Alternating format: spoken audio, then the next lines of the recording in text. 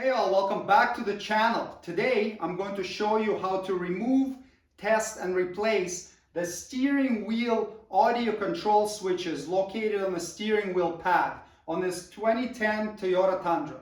They suggest disconnecting the battery negative terminal before working on the airbag system. Now in the shop a lot of times guys won't do this, but for the purpose of the video I will. So let's remove the negative terminal and get it out of the way so that it doesn't contact the battery post. It's a 10 millimeter size nut on it. After disconnecting the battery negative terminal, wait at least 90 seconds or a minute and a half before you start working on the airbag system. Remove this cover using a interior trim tool or a small screwdriver. I'll post the links in the video description to some of the tools that you may find handy in doing this job. This is just the claw right here that we have to detach and then pull it out like that. Do the same on this side.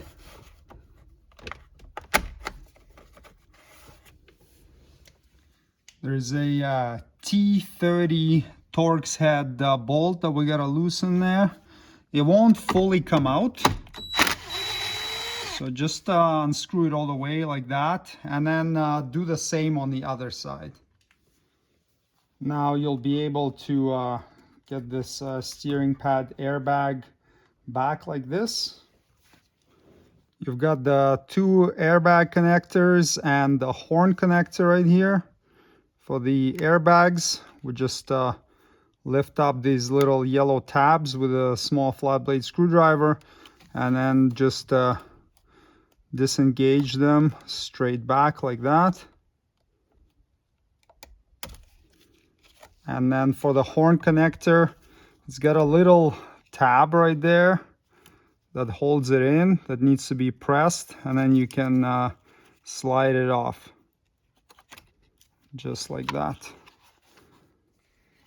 To get the steering pad switches out, you'll need to remove these two number 2 Phillips head screws.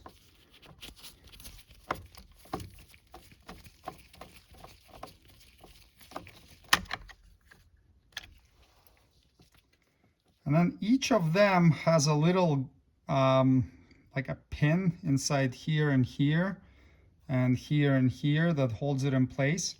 And also there's a guide pin in the middle with like a hook on it. I find that if you try to pull the assembly straight back, it really doesn't want to come out, and you could break that guide pin. But if you grab it and tilt it a bit inwards towards the middle of the steering wheel, then it disengages. And then grab right here and remove. So this is the guide pin, and you can see it has a cutout on it that kind of catches onto things when you try to pull it out. And there are the other two pins that hold this in place. Now we can do the same here. Pull it towards the center a bit and then disengage this, this, and this right here. And now you can unplug this connector in the middle, squeeze the tab, and pull it out.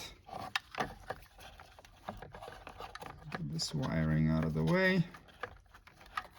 And now you can remove the whole assembly out of here. Now we can do some testing on these switches. We'll be using these 3 lower pins on the right side with the connector tab being on top. So you want to grab a couple needles. Don't get anything too large so you don't expand the female terminal inside. Otherwise it will get damaged and won't make contact anymore afterwards. So first we will test between the middle pin and the one on the far right. And we'll be checking for resistance while we're pushing different buttons. And just like that.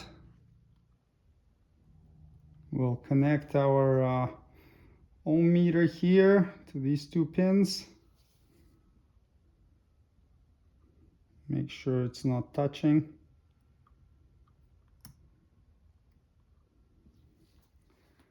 When no switch is pressed, the spec is 100 kilo ohm or higher, and we have 99.8 kilo ohm, so we'll call it 100, so that passes.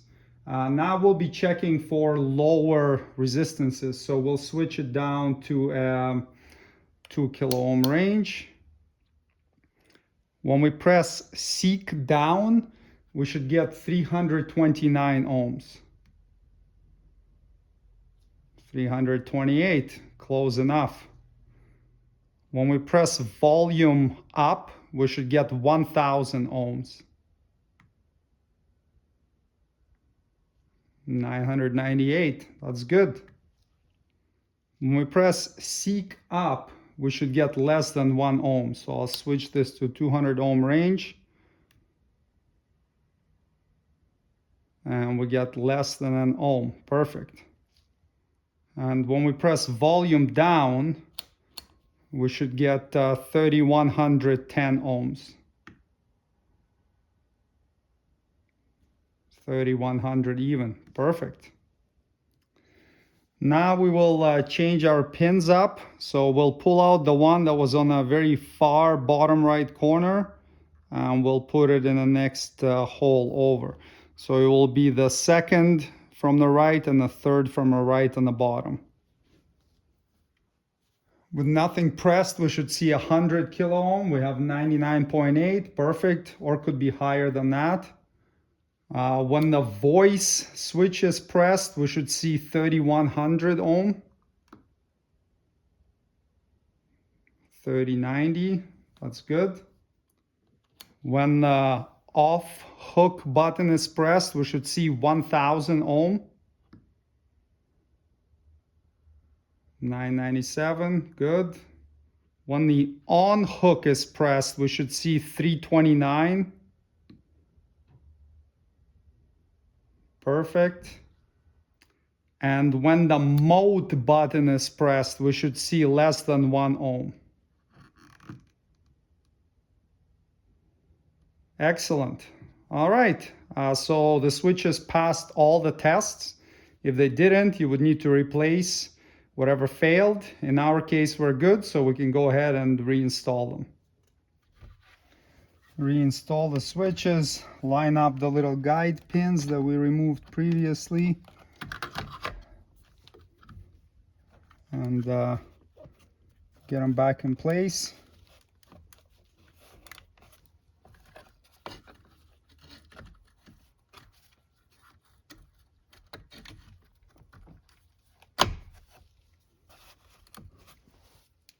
Reinstall the 2 bolts. They don't provide a torque spec on them, so just tighten them sufficiently tight by hand. I wouldn't use an impact gun here so as not to damage anything. And then you can reconnect the connector, line it up and press it in until it clicks. To reinstall this airbag, first connect the horn. Just slide it on until it locks, and then reconnect these 2 airbag connectors. So slide it on and then push the yellow tab in.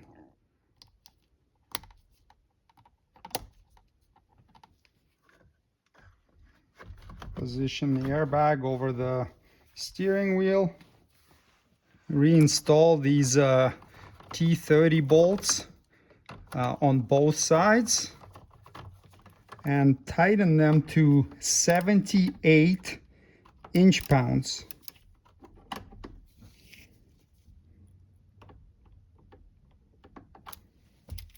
And then reinstall the little covers on the side.